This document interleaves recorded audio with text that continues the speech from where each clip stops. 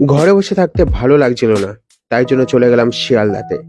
আর শিয়ালদায় এই দেখি ওই দেখি করতে করতে হঠাৎ চোখের মধ্যে পড়লো একটা সুন্দর জিনিস। আর এই বাস, বইয়ের দোকান।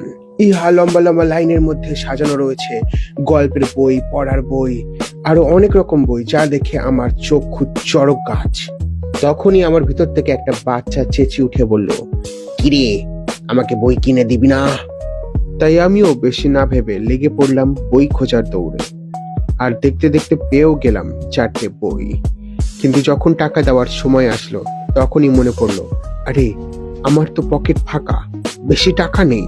কিন্তু পাশ থেকে কাকা বলে উঠলো, আরে বাবু, আমার এখানে 30 টাকা দিয়ে বই শুরু হয়। আর আমি শুনে বললাম, আরে বাস। বই কেনা হতেই আমার পেটটা কেমন খিদে খিদে করছিল, তাই আমি চলে গেলাম মোমো খেতে।